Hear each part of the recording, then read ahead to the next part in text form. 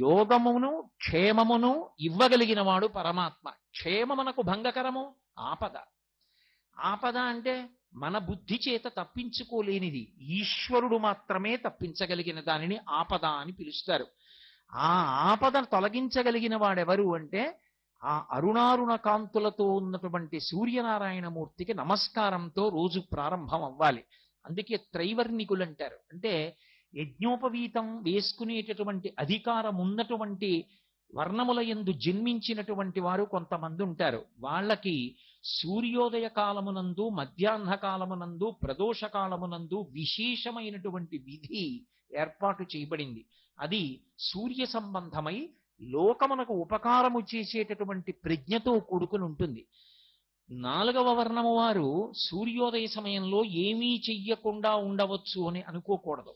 స్కాంద పురాణంలో వ్యాస భగవానుడు సూర్యోదయ సమయంలో తప్పకుండా సూర్యనారాయణమూర్తి వైపు తిరిగి చెయ్యవలసినటువంటి స్తోత్రాన్ని మనకిచ్చాడు. అవి మేము కాకినాడ పట్టణంలో ముద్రణ చేయించి ఇస్తే ఇవాళ ఎంతో మంది ప్రతిరోజు సూర్యోదయానికి చదువుకుంటూ ఉంటారు. ఆ వ్యాస భగవానుడిచ్చిన స్తోత్రం ఏదుందో దానిని 4వ వర్ణము వారు ప్రాతకాలంలో ఆ స్తోత్రం చెయ్యాలి సూర్యానుగ్రహం కోసం. మిగిలినటువంటి ముగ్గురు సంధ్యావందనం చేస్తారు. సంధ్యావందనం ఎందుకు చెయ్యాలి అంటే సంధ్యావందనం కేవలం తన యొక్క ఉన్నతి కొరకు మాత్రమే కాదు. ఆ ముగ్గురికి యజ్ఞోపవీతం ఎందుకు వేస్తారంటే 2 కారణముల చేత వేస్తారు. ఒకటి, ఎంత కష్టం వచ్చినా చచ్చిపోకుండా బతికి లోకానికి మార్గదర్శకుడు కావాలి. ఆత్మహత్య చేసుకోకూడదు. ఎన్ని కష్టాలైనా భరించి నిలబడు, ఏదో ఒకనాటికి నువ్వు అభ్యున్నతిని పొందుతావు.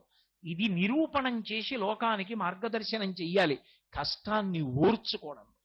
అందుకే చూడండి, పాండవులు లక్క ఇంట్లో పెట్టి కాల్చేస్తే బయట పడిన తరువాత భిక్షాటన చేసైనా బతికారు, యజ్ఞోపవీతం ఉంది కాబట్టి.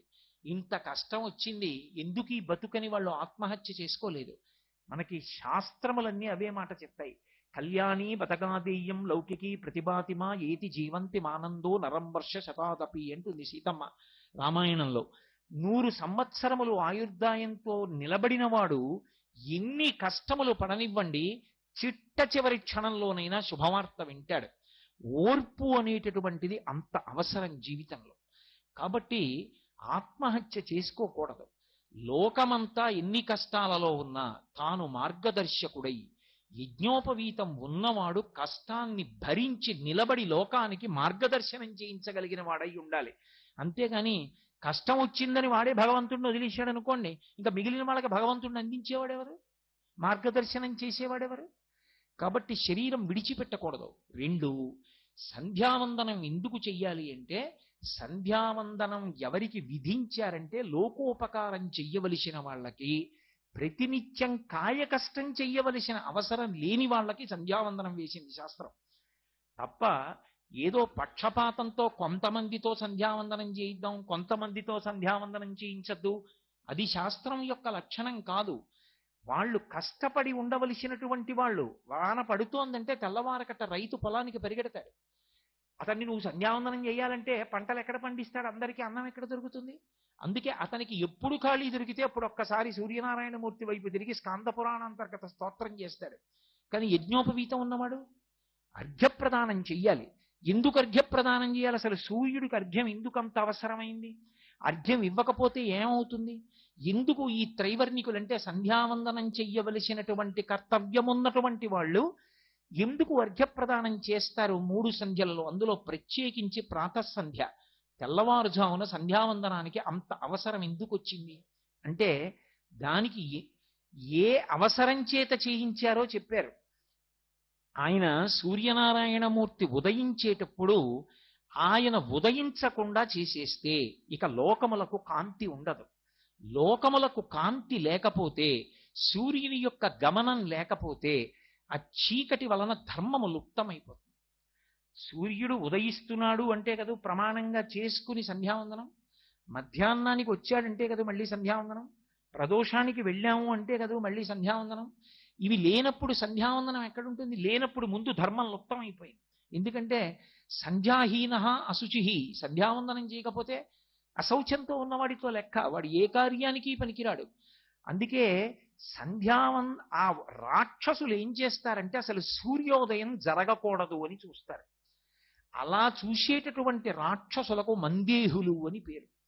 ఆ మందేహులన్న రాక్షసులు ఎక్కడుంటారు అంటే, నేను ఇందాక మీతో మనవి చేసి ఉన్నానే క్రమం, ఆ క్రమంలో లోహిత సముద్రానికి ముందు ఉండేటటువంటి శిశిర పర్వతాన్ని కూడా దాటి, లోహిత సముద్రాన్ని దాటి గరుత్మంతుడుండేటటువంటి కుటశాల్మలి వృక్షం దాటిపోయిన తరువాత సూర్యనారాయణమూర్తి ఉదయం జరుగుతోంది, ఇక ఎర్రకాంతి వస్తుందేమో అనగానే వాళ్ళు ఏం చేస్తారంటే చెట్ల మీదకి ఎక్కి ఆ చెట్లకి తలకిందులుగా వేలాడుతూ ఉగ్రమైన పెద్ద శరీరాల్ని పెంచి సూర్యకిరణములు భూమండలం మీదకి రాకుండా అడ్డుకుంటారు.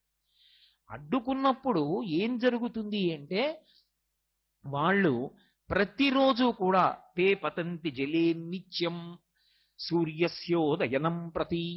ఏ కారణం చేత అంటే, అభితప్తాః స్మ సూర్యేణ లంబంతే స్మ పునః పునః నిహతా బ్రహ్మతేజోభిః అహన్యా హనిరాక్షసాః అని. వాళ్ళు అలా చెట్లకి తలకిందులుగా వేలాడుతూ సూర్యబింబానికి అడ్డొచ్చి ఇక సూర్యుని యొక్క కిరణములు పడకుండా ఆపేటటువంటి సమయంలో సూర్యుడు ఉగ్రమైన స్వరూపాన్ని పొందుతాడు. ఒకసారి నా కర్తవ్యతానిష్టకి, నా కారుణ్యానికి ఎదురొస్తున్నారు, మీరు నన్ను ఉదయించకుండా అడ్డుకుంటున్నారని చూస్తాడు. ఆయన అభితప్తాః స్మ సూర్యేణ, ఆయన యొక్క కాంతి చేత తప్తమవుతారు. వాళ్ళు తప్తమై ఆ వేడి భరించలేక చెట్ల కొమ్మలలోంచి ఆ కింద ఉండేటటువంటి సముద్రంలోకి పడిపోతారు, లోహిత సముద్రంలోకి పడిపోయి మళ్ళీ వాళ్ళు తేరుకొని సాయంకాలం అయ్యేటప్పటికి మళ్ళీ చెట్లు ఎక్కుతారు. ఇవాళ కాకపోతే రేపు, రేపైనా ఎలా అడ్డొస్తాడు, రేపైనా ఎలా ఉదయిస్తాడు, లోకానికి ధర్మనాశనం చేస్తాం అని రాక్షసులు ప్రారంభమవుతారు. అందుకే అక్కడ గాని ఇక్కడ గాని ఎక్కడ గాని ముందు పాడు చెయ్యాలని చూసేది రాక్షసులే. కాబట్టి ఉత్తిష్టంతో భూత పిశాచాః ఏతే భూమి భారకాః ఏతేషామ అవిరోధేన బ్రహ్మకర్మ సమారభే. నాకు మీకు ఏమి విరోధం లేదు, మేము బ్రహ్మకర్మ చేద్దాం అనుకుంటున్నాం, మీకు ఇష్టం ఉండదు, తప్పుకోండి అని నీళ్లు చల్లుతారు. అలాగే నిహతా బ్రహ్మతేజోభిః, స్నానం చేసి వచ్చి ఎవరికి గాయత్రి మంత్రం ఉపదేశం చెయ్యబడిందో, ఎవడు సంధ్యావందనం చెయ్యాలని శాస్త్రం విధించిందో వాడు సంధ్యావందనానికి కూర్చుని అర్ఘ్యాన్ని విడిచిపెడుతున్నప్పుడు, అందుకే అర్ఘ్యప్రదానము బ్రహ్మాస్త్రమే అంది శాస్త్రం. బ్రహ్మాస్త్ర ప్రయోగంతో సమానం ఏది అంటే అర్ఘ్యాన్ని విడిచిపెట్టడమే. ఇంట్లో నియమంగా సంధ్యావందనం చేసి సూర్యమండలం వైపుకి చూస్తూ అంత భక్తితో అర్ఘ్యం ఇచ్చేటటువంటి వాడు ఇంట్లో ఉన్నాడనుకోండి, అటువంటి వాడొక్కడు ఇంట తిరిగిన కారణం చేత ఎటువంటి ఉగ్రభూతమో కూడా ఇంట్లో ప్రవేశించడానికి వీల్లేదు. కాబట్టి ఆ నిహతా బ్రహ్మతేజోభిః వాళ్ళు అర్ఘ్యప్రదానం చేసి పళ్ళెంలో నీళ్లు విడిచిపెట్టగానే సూర్యమండలం వైపుకి తిరిగి, అది కేవలం నీటిలో ఉన్న శక్తి కాదు, వాళ్ళు చేసినటువంటి గాయత్రి మంత్రంతో కలిపి విడిచిపెట్టినటువంటి ఆ అర్ఘ్యజలములు, ఆ మంత్రశక్తి 24 బీజాక్షరములు 24 ఋషులతో 24 దేవతలతో ఉంటాయి. అవి ఆ మంత్రాన్ని స్వరంతో చదివి అర్ఘ్యప్రదానం చెయ్యగానే ఈ మంత్రముల యొక్క ప్రకంపనలు అక్కడ వరకు వెళ్ళి వాళ్ళని నిహతా బ్రహ్మతేజోభిః ఒక్క దెబ్బ కొట్టాయి. కొట్టేటప్పటిక ఆ మందేహులన్న రాక్షసులు వెనక నుంచి వచ్చినటువంటి ఈ బ్రహ్మతేజస్సుతో మంత్రాన్ని స్వరంతో చదువుతూ విడిచిపెట్టినప్పుడు అర్ఘ్యజలములు విడిచిపెట్టిన సందర్భంలో వచ్చినటువంటి మంత్ర సంబంధమైన స్వర ప్రకంపనల చేత, 2 ముందు వైపు నుంచి వచ్చినటువంటి సూర్య కిరణముల చేత అభితప్తమై వాళ్ళు పట్టు విడిచిపెట్టి సముద్రంలో పడిపోతారు. లోకోపకారము చేయుట కొరకు సంధ్యావందనము. అసలు అది చెయ్యలేదనుకోండి త్యాగబుద్ధి అలవడదు. త్యాగేనైకే అమృతత్వమానసుః. కేవలం అలంకారప్రాయంగా యజ్ఞోపవీతం వేసుకోమని చెప్పలేదు శాస్త్రం. వేసుకున్నావు అంటే ఎక్కడది యజ్ఞోపవీతం అని అడిగారు. ఎక్కడది, ఇది ఎవరు తయారు చేశారు, అసలు అలా వేసుకోమని ఎవరు చెప్పారు అని అడిగారు. అడిగితే యజ్ఞోపవీతం పరమం పవిత్రం ప్రజాపతేర్యత్ సహజం పురస్తాత్. ఇది ఒకరు తయారు చెయ్యలేదు. ప్రజాపతి మొట్టమొదట, ప్రజాపతి అంటే పరమేశ్వరుడు, భగవానుడు ఎప్పటివాడు, సనాతనుడు, ఇప్పటివాడని చెప్పడం కుదరదు. ఇప్పటివాడు అని చెప్పడం కుదరనటువంటి పరమ సనాతనుడైనటువంటి పరబ్రహ్మమునకు తనంత తాను సహజముగా యజ్ఞోపవీతం ఉన్నది.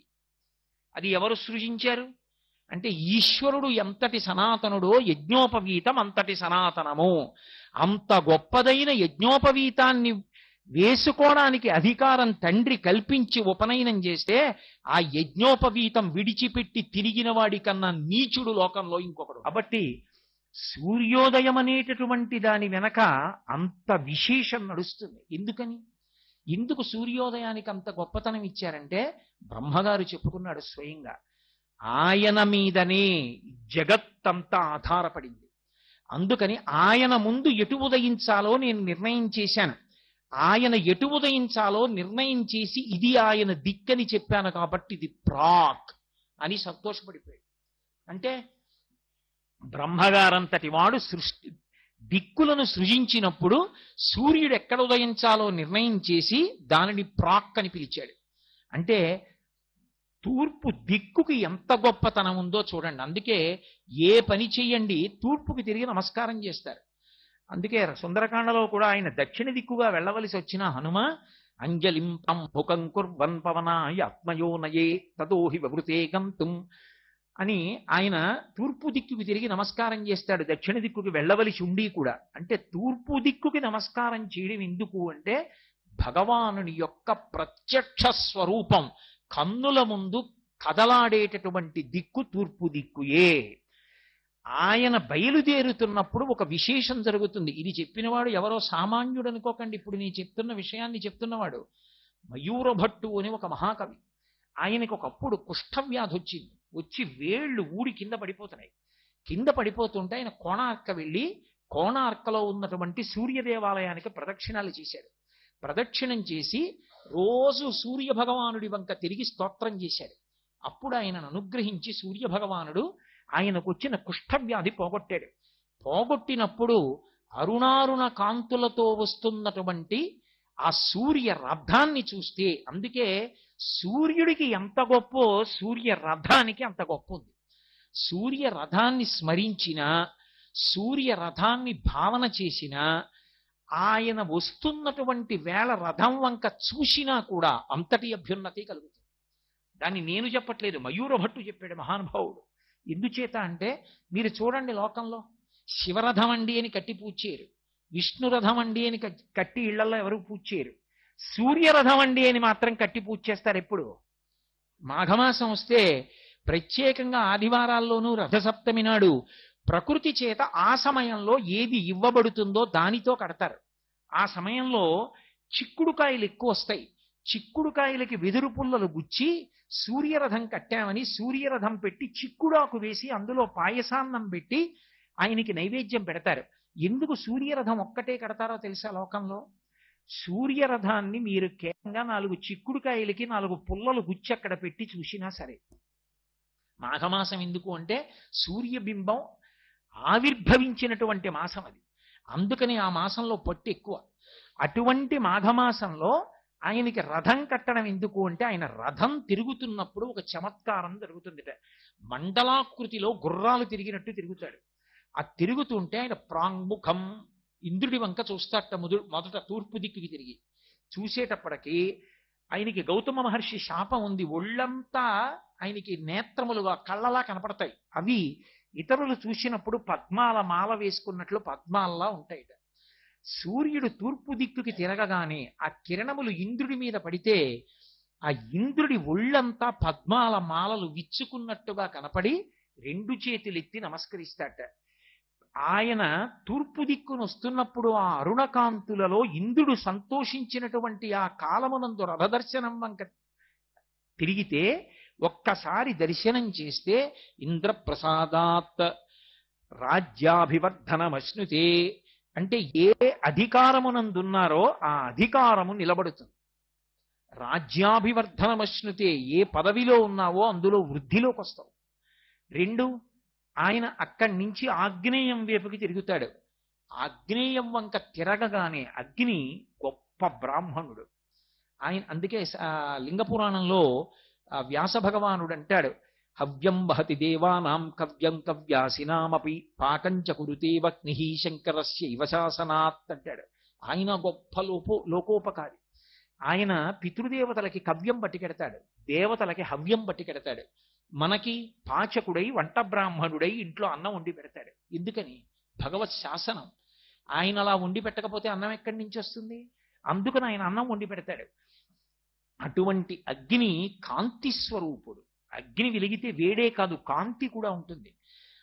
అంతటి కాంతి కలిగినటువంటి అగ్ని సూర్యుడు తిరగగానే ఒక్కసారి చిన్నబుచ్చుకుని నమస్కారం చేస్తాట. అనూరుడు చెప్తాడు, సూర్య భగవానుడు నీ వైపుకి తిరిగాడు అగ్నిహోత్రుడా, నీ కాంతి ఉపశమనాన్ని పొందింది, తగ్గిపోయింది ఆయన కాంతి ముందు, నమస్కరించంటాడు.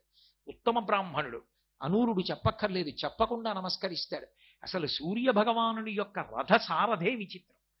అనూర దర్శనం, అనూర స్మరణం అంత గొప్పది. ఆయన పేరు అసలు అనూరుడు కాదు, అరుణుడు. అనూరుడు అంటే ఊరువులు అంటే తొడలు, అనూరుడు అంటే తొడలు లేనివాడు. అసలు మహాభారతంలో ఆదిపర్వంలో ఆయన గురించి ఒక విశేషం ఉంది. కృతయుగంలో కశ్యప ప్రజాపతికి వినత, కద్రువ అని ఇద్దరు భార్యలైతే వాళ్ళిద్దరూ కూడా కశ్యప ప్రజాపతిని ఎంతో కాలం సేవించారు. కొన్ని వేల సంవత్సరములు సేవించారు అప్పటి ఆయుర్దాయాన్ని బట్టి. సేవిస్తే ఆయన ప్రసన్నుడై అన్నాడు, మీకేం కావాలన్నాడు.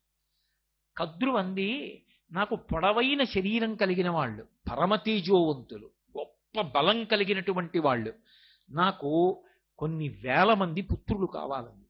ఆయన అన్నాడు, తథాస్తు. వినత వంక తిరిగి అన్నాడు, నీకేం కావాలన్నాడు. కద్రువ ఎటువంటి బలవంతుల్ని బిడ్డలుగా అడిగిందో అంతకన్నా బలవంతులు, అంతకన్నా బుద్ధిమంతులు ఇద్దరు కావాలి బిడ్డలని. తథాస్తు అన్నాడు. పుత్రకామేష్టి చేశాడు. పుత్రకామేష్టి చేసి వాళ్ళిద్దరిని అనుగ్రహించాడు. వాళ్ళు గర్భములు దాల్చి అండములు పెరిగాయి. పెరిగితే అండాన్ని తీసి దాదులకిచ్చి నీటి కుండలలో పెట్టి పెంచుతున్నారు. పెంచుతుంటే ఒక 500 సంవత్సరములు అయిపోయిన తర్వాత కద్రువ తాచినటువంటి నీటి కుండలలోంచి వాసుకి, తక్షకుడు, శేషుడు మొదలైనటువంటి మహాసర్పములు బయటికి వచ్చాయి. వినతకి బాధ కలిగింది. ఆవిడికి బిడ్డలు పుట్టేశారు, నేను దాచినటువంటి 2 గుడ్లు అలాగే ఉండిపోయాయని తొందరపడిపోయి చూద్దామని పుల్ల పెట్టి ఒక గుడ్డు బద్దల కొట్టి కొద్దిగా పెంకు విచ్చుకునేటట్టుగా చేసి కిలికి చూసింది. అందులోంచి ఇంకా తొడలు ఏర్పడినటువంటి వాడు, ఊర్ధ్వ శరీరము మాత్రమే ఏర్పడినటువంటి మహాతేజోవంతుడు పైకొచ్చాడు. గర్భస్థమైనటువంటి శిశువు పూర్తిగా ఏర్పడకుండానే బయటికి వచ్చేటట్టుగా ప్రవర్తించడం ఎంతటి దోషమో, అది ఎన్ని జన్మలు కట్టి కుడిపేస్తుందో, ఎంత తల్లి అయినా సరే ఆడదాన్ని. ఆ పాపం పోయేటట్టుగా చూడడానికి ఆయన అన్నాడు, అమ్మా నువ్వు చాలా తప్పు చేశావు. నేను పూర్తిగా ఏర్పడక ముందే గుడ్డు యొక్క పెంకు భాగాన్ని పుల్లతో కెలికి నేను పైకొచ్చేట్టు చేశావు.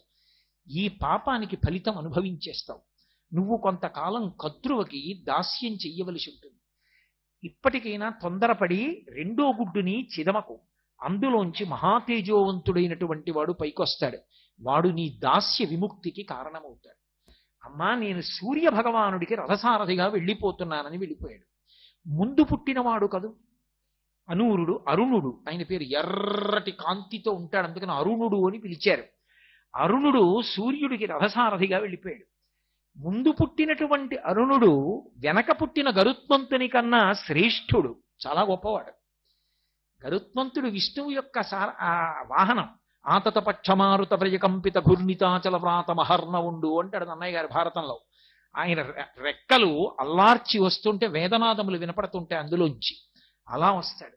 అటువంటి గరుత్మంతుడు విష్ణువుకి వాహనం అయితే మరి ముందు పుట్టిన అన్నగారు అంతకన్నా గొప్పవాడని ఎలా చెప్పడం? అంటే ఇంకా గరుత్మంతుడు విష్ణువుకి తిన్నగా వాహనం అయ్యాడు, తానే గుర్రమైనట్టు వాహనమైతే.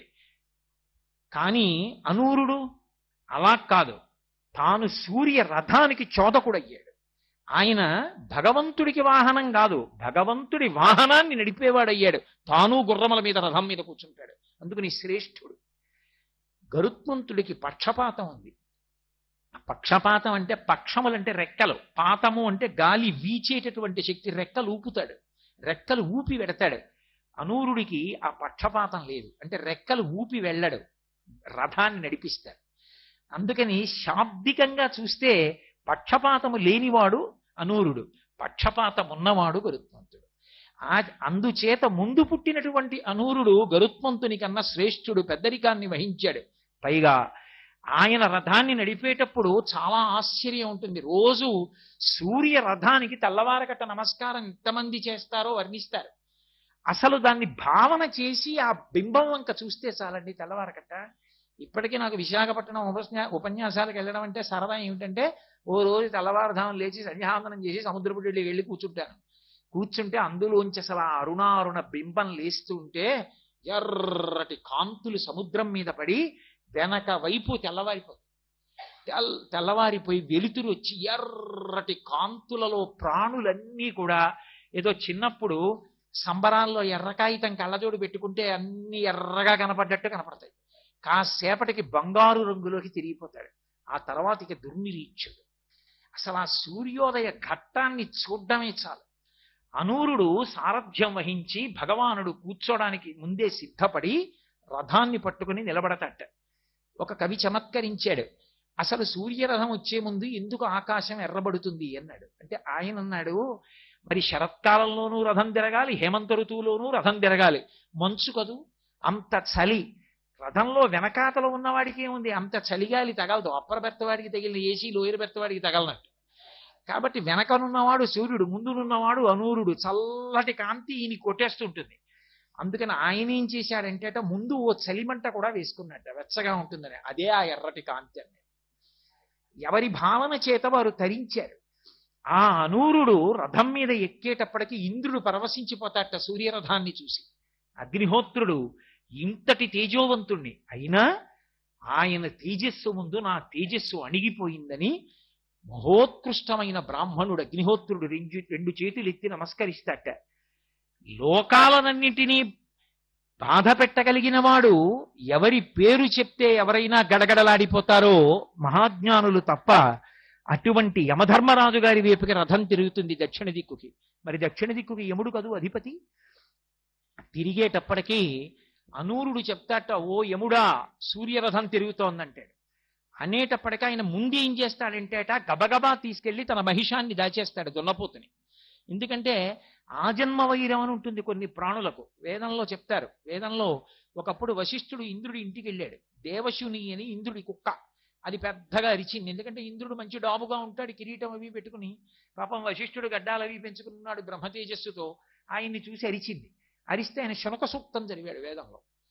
ఓ శునకమా నీ గొప్పతనం ఇటువంటిది అని చదివి అందులో ఓ మాట చెప్తాడు, ఆగర్భ వైరం. పుట్టుకతో కారణం లేకుండా వైరం నీకు పందితో ఉందంటాడు.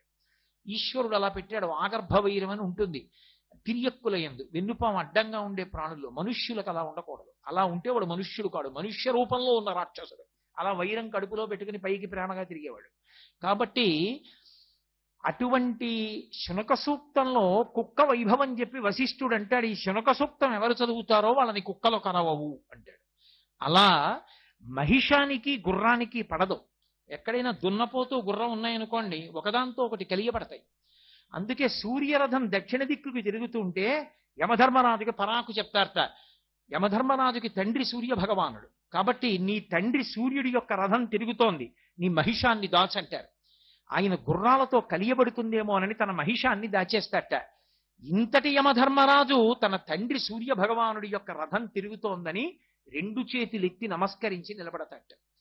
పశ్చిమ దిక్కుకి తిరుగుతుంటుంది రథం, నైరుతి వైపుకి తిరుగుతుంది. తిరుగుతుంటే నైరుతికి రాక్షసులు అధిపతి. మీ అదృష్టం ఇవాళ మిమ్మల్ని సూర్యుడు చూస్తున్నాడు అనేటప్పటికీ రాక్షసులందరూ రెండు చేతులెత్తి నమస్కారం చేస్తారట.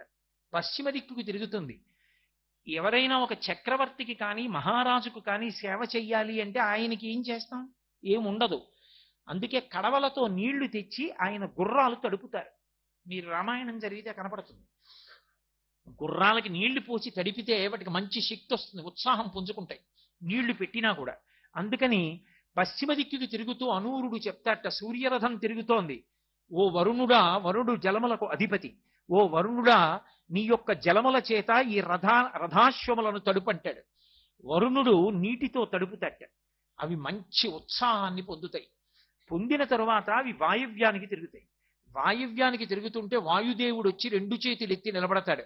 నిలబడితే ఓ వాయువా తడిసిన శరీరాలతో గుర్రాలు పరిగెడుతున్నాయి, నువ్వు ఎదురుగా గాలి రా, వాటికి చల్లగా ఉండి సంతోషాన్ని పొందుతాయి.